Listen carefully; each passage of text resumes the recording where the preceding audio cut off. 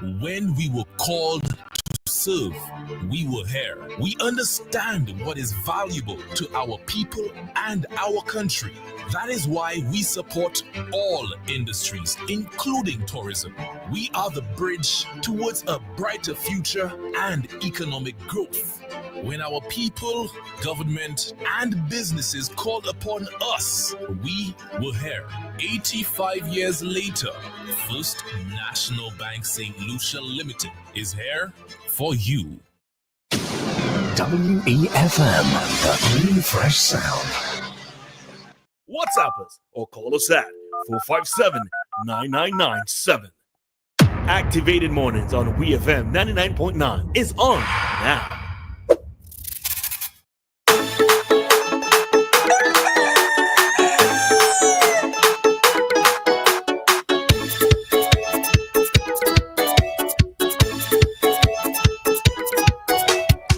All right, so we are back with you for another commentary segment on our Activated Mornings program for today, the 16th of December, 2024. And in studio, we have Dianna Cain, Dr. Gerald Thompson, and myself, Roleza Samuel. So good morning again, everybody. Good morning. How was the weekend? It was all right. I enjoyed yesterday in particular. I went to a reading with Dr. Yvonne Weeks, educator, writer, poet. It was amazing to be in the presence of such greatness, I would say, So, and I mean, it's always a great opportunity to go out and interact with other creatives, though she does not really consider herself a creative. We bring her in, we accept her. So it's always good to be in the presence of people like them and to just learn new things. Got a copy of her book, a signed copy. Yeah, me. All right, Doc? I think the cricket was. All right, yes. How was it? Wonderful last night. Truthfully, I didn't go, but I saw it on television. A little disappointing in the end. A few runs off. But Obed, he gave McCoy. He got his 50th wicket. That was a big moment. Okay. I think West Indies could have won. Should have won. But isn't this always the same thing that I hear? Like every time, Doc? Like every time? But they have won. It's not that you don't win all the time. I'm Manchester United. But do you want to be losing all the time either? We beat Manchester City, but we didn't win all the time. You know what I mean? All right. So in the midst of all of that, we had an unfortunate incident happen yesterday. All right. So we just want to quickly touch on that. All right. So yesterday, another young man was killed. He's from Redemption Shops. He was killed in Glen. His name is Isaiah Antrobus, goes by the nickname Rich Gang. Just 23 years old. He was shot and killed around 6 p.m. yesterday evening. All right. He's a past student of the grammar school, and he worked with his family's business. He brings the homicide count, unfortunately, to number 52. And we've talked about this issue at length, I would say, and it's just unfortunate that here we are again. We just have to mention another person has been gunned down. We know how it goes. We know we same things that were mentioned before. It's the same things that we want now. And that's it. I really, really have nothing more that I could say. It's basically the same thing for all of the homicides that have taken place. Copy and paste. Just copy and paste. Mental copy and paste. All right. Just to note that the police, they will be having a press conference today. I'm trying to pull up that that information.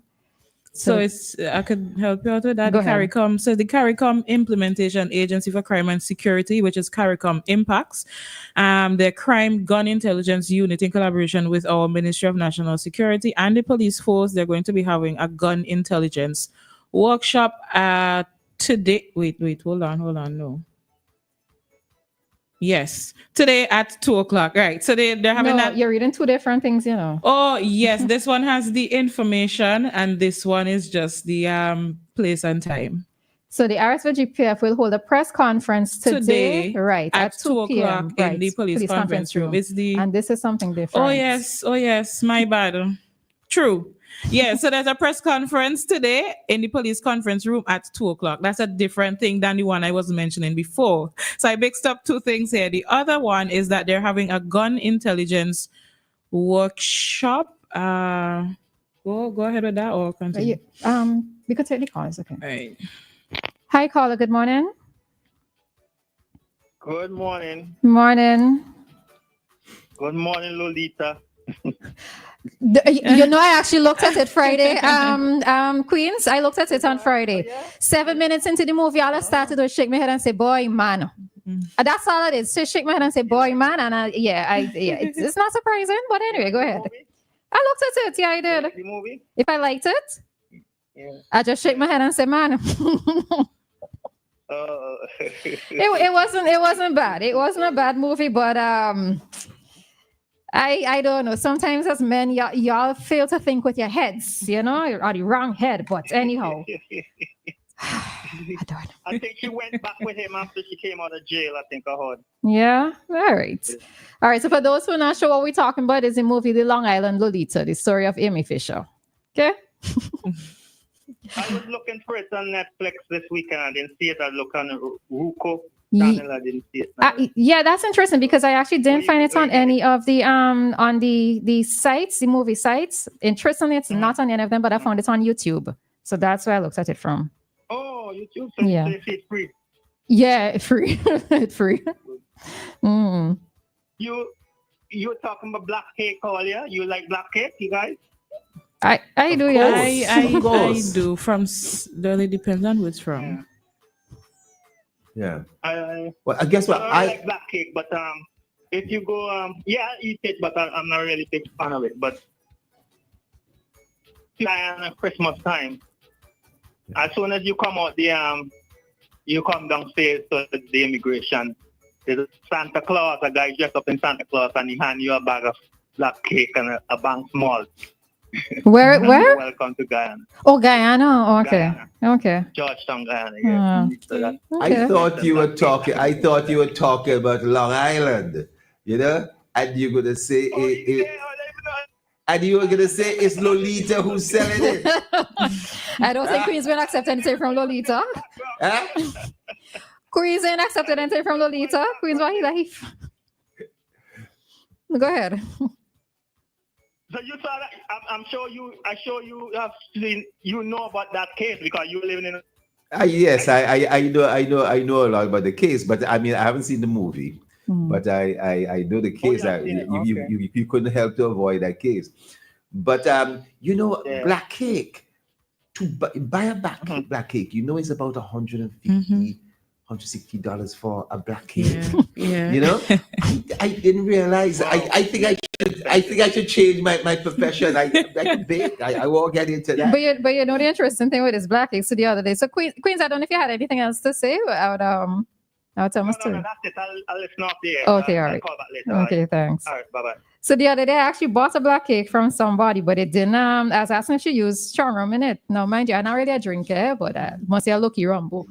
But so the person said that it didn't soak it in any rum. So she was like, well, if you want, you could just add rum to it. So I bought a bottle of Sunset, and all I did was pour the rum on top of it, and I finished my black cake last night. I went back and I bought another one on Friday. So that black cake can even stay until next week because I'll be drinking that. I eating that on. You see me saying drinking? Lucky Rumbo, as I said.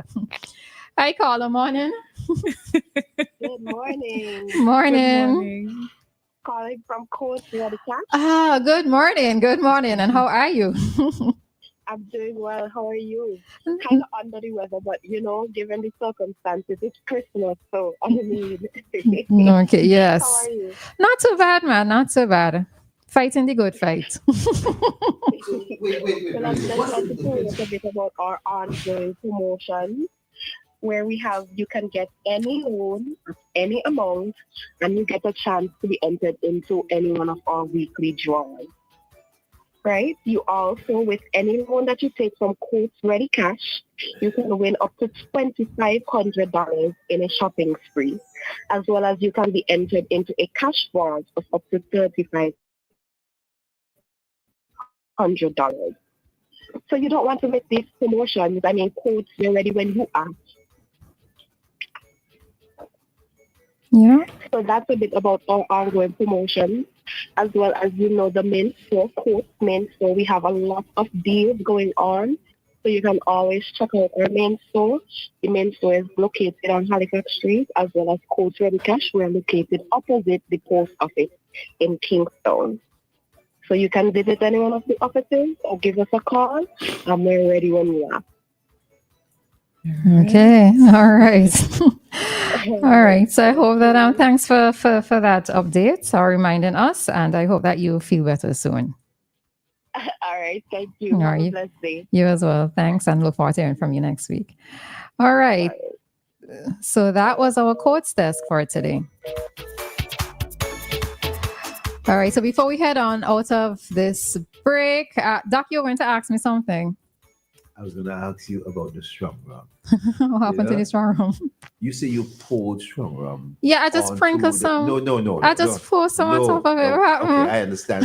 There's a big difference between saying you sprinkled some back and you poured. I did some cap. I did several caps. I understand. This is that season. You did several.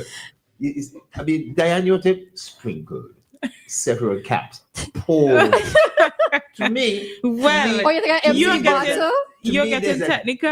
To me, there's a difference. In other words, she was conscious of the fact that the black cake was not black cake unless it had rum. Correct. And so, how much rum is it for it to be really black cake? For me to taste the rum. A sprinkle isn't black cake, I'm telling you. Yeah? And no, man, that would be like a regular cake. And a couple of caps. I understand this black cake, it's like 2 bottles of wine have to go in. Yeah. Yeah. And therefore, don't tell me 2 bottles of wine go in and then a cap or 2. No, it's much more because as it's baking, you know it's going to kind of evaporate out. So you got to pour enough to allow it to be inside there. You can taste the rum when you eat black cake. And so I'm just conscious. I didn't think. Don't see the wrong way Roleza. The Roleza was a person who indulged but now has opened up. So let me tell you thing, right? If somebody eats black cake with rum, that means every now and again they do have. You see, Dr. Thompson. You see me. No, see me. okay. So I will say that I do drink, but I would drink at home. Yes, when I can go straight to my bed after, right? Yeah. But when it comes to black cake, I actually need to taste the rum in it. And you know what? People tell me so. People tell me so. I drink at 6:00, so I go to sleep at 6:30. Yes, or if I drink at 4, I go to sleep at 4:30. I go to sleep immediately after I drink. So it means that if you go to sleep at 12, you drink at 11:30. You know what I mean? I understand. You like your black cake strong? I like. Yeah, of course. Oh, okay. It is a black cake, or it's black cake. I'm being consistent. I'm making the point. Okay. It's always weird when I hear Vincent and say they don't like black cake. I was like, listen. But then again, this is like me saying I don't like Ducana. So, yeah. All right. So, Dianna, let's just head on out of this segment. You're reading, just have a bit of. Oh. All right. So there is going to be go ahead. Mm-hmm. Okay. All right. Hi, caller. Good morning. Hey, good morning. Morning.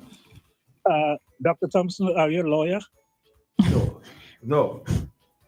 No, I'm just asking. I don't know. No, I'm not. Dr. Thompson, are you a lawyer? Well, you could be. You have a doctorate? No, he doesn't have a doctorate. I want to surprise you. I did a year of law school, thinking I wanted to become a lawyer. I figured Seton Hall University, but I couldn't. I didn't finish it. That's the point. What's the adjective? Analytical. You're very analytical. I like how you addressed. Roleza. What's my friend's name? Roleza. Roleza. Yes. She said she poured. Boy, it's like when you commit a crime and they say, "Did you see? Did you witness?"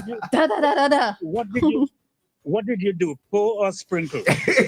She sprinkled a pour. Listen, I took at least, but it's a very small cake. Let me You know what? I probably needed to describe it properly. It was a very small cake. So I poured maybe like 3 or so cupfuls onto it. Is that more descriptive for both of you? You better quit wiping your head. No, that's even worse, you know. I thought it was a big cake. No, it and was a big cake. But a small cake, the concentration of the rub in that very small, that bite-sized cake. Yes, sir? You know, you know, that had to be high. That was a lot of rub on that very, very small piece of cake. I did say that I like my rum to taste. I like my black cake to taste like rum. I'll tell you something, you know, my son was very fascinated. We once in Vincent one, and there's a young lady there. I wouldn't call her name because I don't have her permission. She provided us with some black cake, and the kids were like wolfing that stuff down, man. My son took one taste and he said, "This stuff doesn't taste right," because he had never tasted black cake before, you know. And you know, Vincentians soak this stuff like for a year. Yeah. And when you open that, you could set a match to it and it would ignite. So Roleza, there's a difference. You know, it's like saying you're baptized. Some people sprinkle and some people get ducked under the water. I was submerged underwater. Yeah, me right. too. So that was my black cake there, in a sense. No, we don't get the story covered. Before I go up, let me back up a little bit, you know, on the issue of women. Pigeon, I don't go along with him, and I do not think women need to define themselves, because from creation, women always took the leadership role, whether you want to believe it or not. So I have a very high respect for women. And I think women are doing quite well, being what they are, the force behind the force. A lot of guys normally look at me and say, "Oh, your wife controls." My wife doesn't control nothing, right? She controls the finances because left to me alone, I would give it away. So when someone tries to demean me, I would say, "Listen, my wife is the appliance. It's like a refrigerator, and I am the outlet. You know, the socket where you got to plug the refrigerator into the source." So we go hand in hand, the source and the appliance. I don't know if I'm making any sense, Dr. Thompson. Yeah. Well, I listen to you. Yes. So we go hand in hand. She cannot function without me. And if I don't have her, the refrigerator, my power source is of no use at all. So we go hand in hand. One is the power, one is the appliance. Have a great day, ladies. And Dr. Thompson, keep those ladies in line, because we're not going to accept this sprinkling stuff and pouring stuff, you know. Bye, Joshua. Goodbye, Joshua. All right. So let's just quickly head on out. What's that? The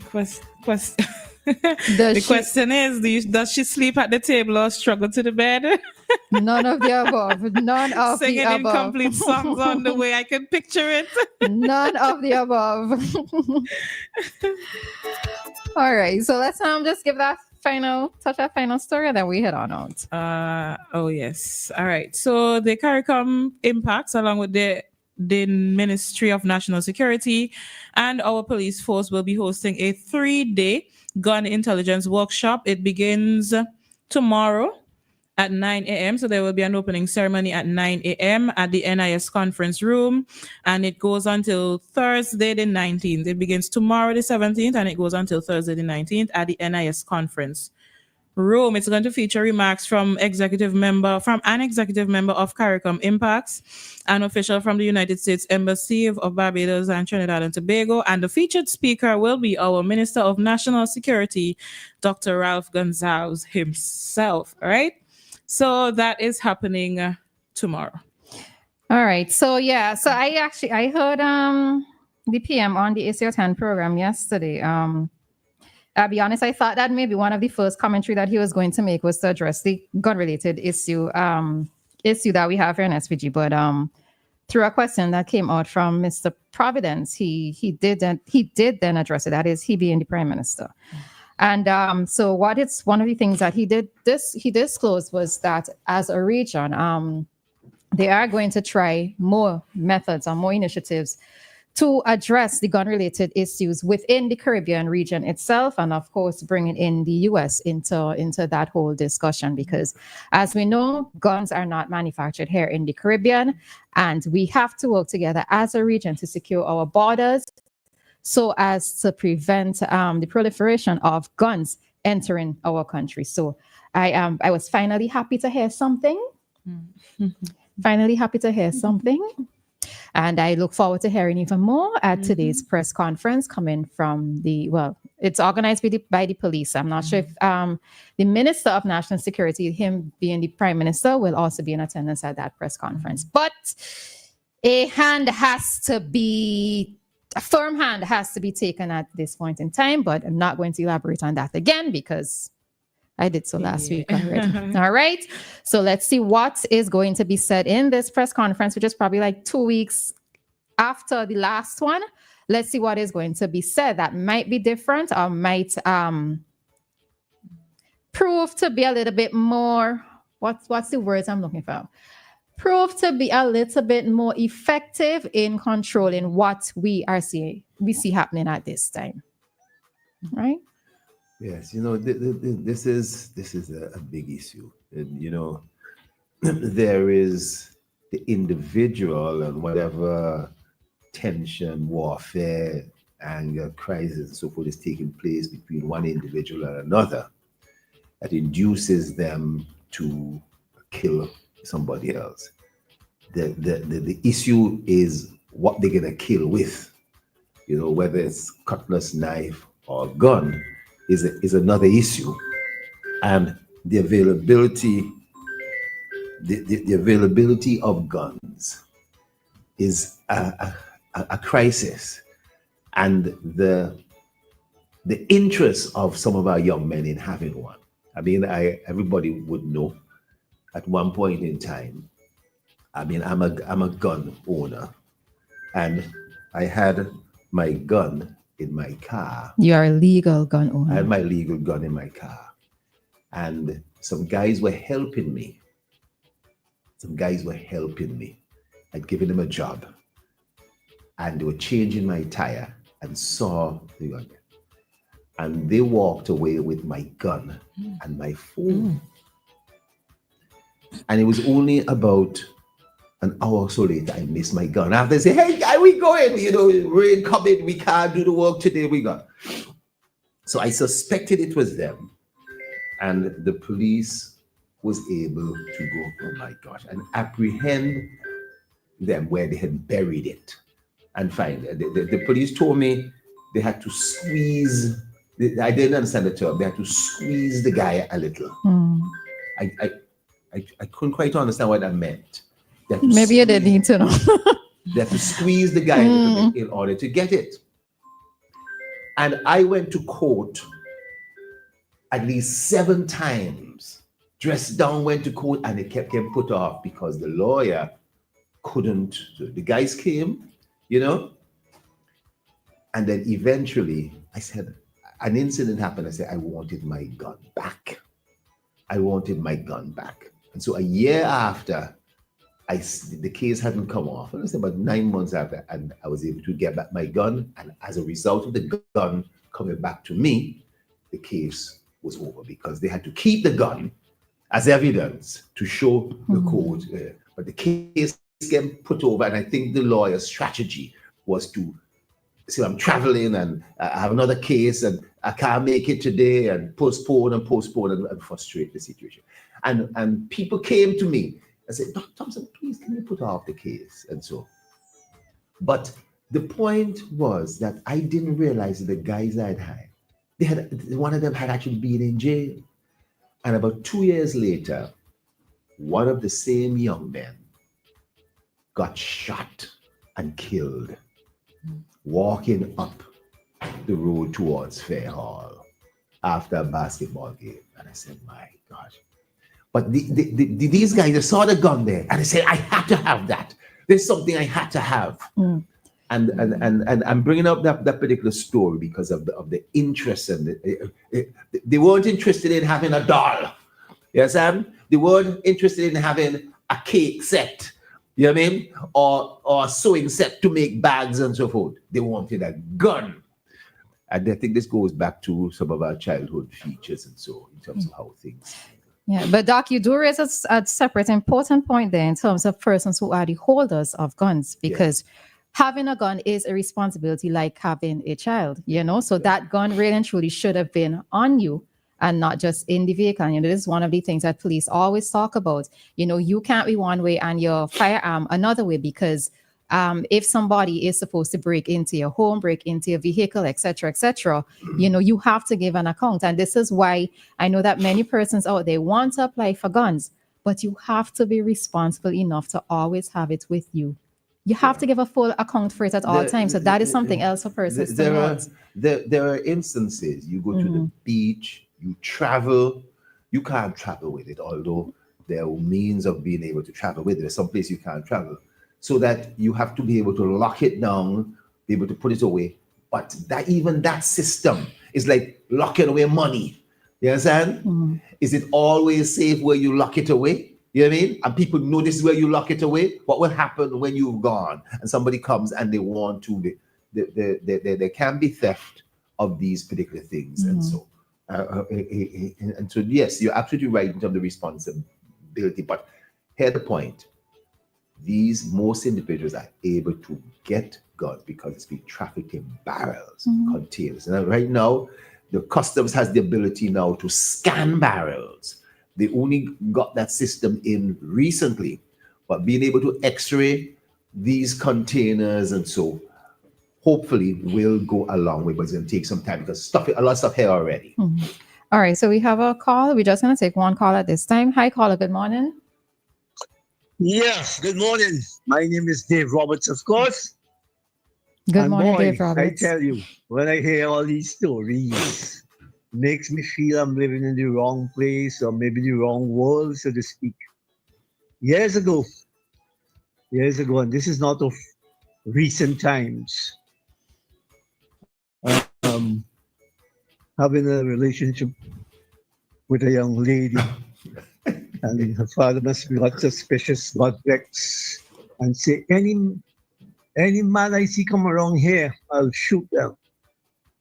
And she knew that her father had a gun. She went and moved it, because she knew where it was, and brought it for me to hold. I hope you follow in carefully. You accepted it, Dave? I had to accept it in a way. Yes, I accepted it, straight talk. But I was frightened like hell. He said, "Why you bring this for me?" You know? Because I don't want him to kill you. How about just leave the man that alone? Well, you all could come up with all kinds of solutions, but that hasn't done. Look at what is happening today. Look at what is happening today. And every time I remember these kind of, every time I hear these incidents or stories about gun power, gunfire, and all that sort of thing, that's why I said I feel I'm living in the wrong place. I was never attracted to a gun. You should be living in the United States, Dave. What's that? You should be living in the United States. I know about the United States. I know what obtains there, what goes on there, and so on. Well, that. But you see, go ahead. Yeah. Different. We all are human beings, and what would be my attraction would be your distraction, vice versa, and so on. But maybe my parents brought me up in too much of a nice way. Let me put it out. Maybe they brought me up too nice, too kind, too soft, or whatever it is. Because I could have owned a gun a long time ago. There was a time when our national bulb, I don't know if you know what I'm talking about, when our men sailed on the national bulb carriers going all over and so on, and they had access. So I know about that from about guns. They had access back in those times very easily to get guns. And I know they were the first set of people, from my knowledge, who brought guns into the country. I had someone wanted to leave a nice golden color pistol. I mean, when I remember these things, If Dave Roberts was to be a bad boy, I would have done gone through long time. Well, don't talk about now, but I don't know. I don't want, if I have a friend and I know he or she is carrying a gun, I get scared. I get scared because when you get a gun, what do you think? When some of us, why would some of us be so attracted to having a gun? Why? What do you do with a gun? Shoot it into space? Shoot it in the air? Anyhow, maybe I'm too ignorant or too stupid to take up on this issue. But I just wanted us to mention my side about mention my own feelings about what, and that's why I feel every day I get up as though I'm expecting to hear somebody shot dead in this country. Thank you. All right. Thanks, Dave. All right. So any final thoughts with regards to... I want to say, it's interesting what Dave just said there. I grew up in England, and there was a constant warfare between people of color, black people, and the skinheads. The skinheads. Also, when I went down south United States, there was always the tension of people who were white supremacists, so-called KKK, and black people. Now go back to England. The KKK used to attack the people from Pakistan. They call them Pakis, beat them up. But they didn't beat up black people in the same way. Why? Because black people started walking around with a knife. Some started walking around with a small axe to protect themselves. Now, I'm saying some strange things here, but then the police started to stop black people and find them with a knife. What are you doing with a knife? What do you do with a small axe? This is a weapon. And so they will then find themselves in the court system, but they felt that they had to protect themselves. And similarly, in the South, the police of America, they would stop a black person and find them with some sort of weapon on top of them. And therefore, they would find themselves engaging in the criminal justice system because of that. But that whole thinking of protecting yourself from some perceived threat, whether it is somebody's father, or whether it is somebody's brother, or a girlfriend, brother, or whatever the case may be, so, or some person you have a dispute with, is something that is there. Okay. All right. Let's see. I'm gonna try to wrap up this segment then. Hi, caller. Good morning. Hi, caller. Good morning. There was morning. There was a dentist some time ago. He was in Kingston with his licensed firearms, and he saw two guys firing shots at each other. So he got involved, pulled out his licensed firearm, shot one of them in the leg. Fast forward later, just one of them probably, or both of them, or one of them probably went to jail. And I think one of them break out of jail, went to his house, murdered him, and stole his gun. And then I think they got probably shot the person to death in a van song with them. Yeah, I remember. I think it's why. Yeah, you know about that case, right? Yeah, I do. But did he have a right to really, as a license firearm, access to Dr. Thompson? He the dentist. Did he have a right to get involved and shoot one of the guys when they were involved in that gun battle? No, I suppose he didn't have a right, but when you look at westerns, and so forth, I've been silly and sympathetic here. You stay out of trouble, stay out of business. When you see these things that used to go on long ago, apparently, if he knew one of the persons, I'm not sure he decided he's going to shoot both of them, or he was going to shoot one of them to stop the firing, or what, or whether he felt there might be a stray bullet hitting somebody, or what. There's all kind of scenarios. He might have known the one who did not get shot and decided to help and assist in that regard. I don't know. I don't really know the full deeper background of the story. I know the story, but the point is, you could say run. Don't get involved. Let them shoot themselves out. As maybe the thinking today. You understand, Dianna? The thinking today, as these guys are shooting each other, they let them shoot themselves out. I'm not sure that should be the case. All right, Queens, we have another call on the line. You here? Queens, hello? Queens. Hello, good morning. Hi, morning. What happened there? Hello? Hi. Yes, Mr. Mason, how are you? I guess. Okay. I think Mr. Mason's Okay, I coming don't know in. what. Okay. I guess. Okay. Thanks, Queens. All right. Hi, caller, morning. Hello? Hello? Okay. I heard. Good morning. Right. Sorry. There you are. Hi. Good morning. How are you both? How are you, Mr. Thompson? Not bad. We're all right. Good. Yeah. I just want to jump in a little bit. Mr. Thompson spoke about the Teddy boys in England. You know, Mr. Thompson? Yeah.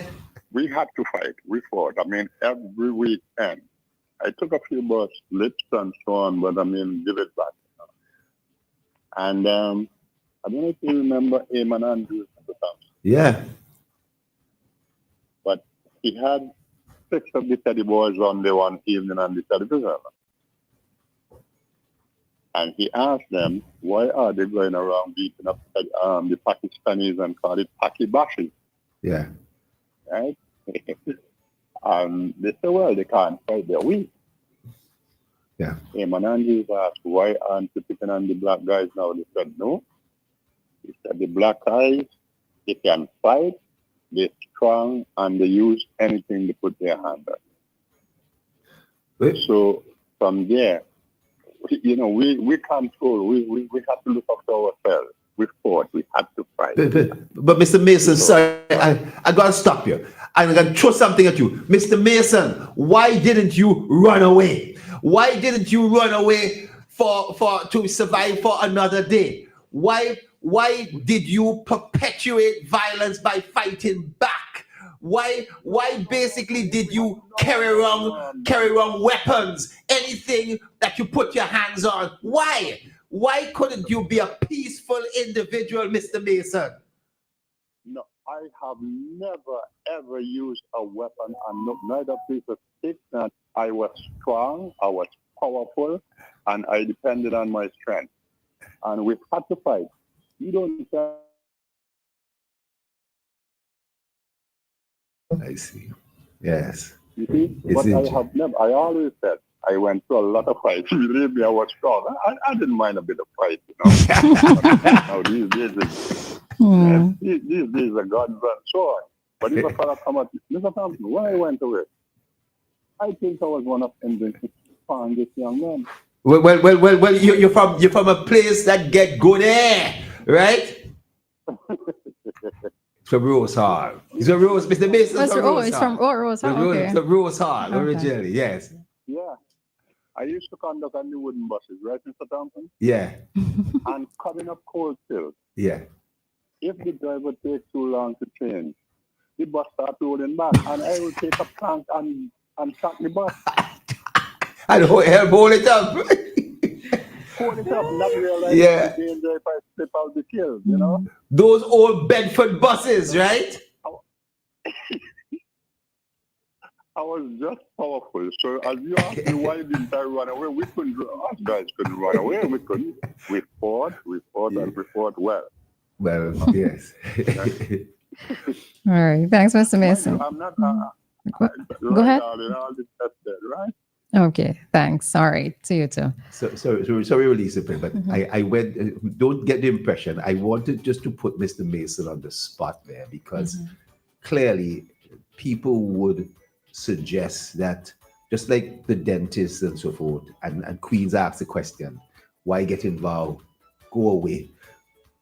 But as he rightly said, the skinheads, the Teddy boys thought that the Pakistanis were weak, they ain't gonna fight back. That's what it's like. Is that important? In our situation today, unfortunately, people are fighting back with guns, getting back because their cousin got killed and their brother got shot 2 years ago and so forth. And the retaliation process seems to continue.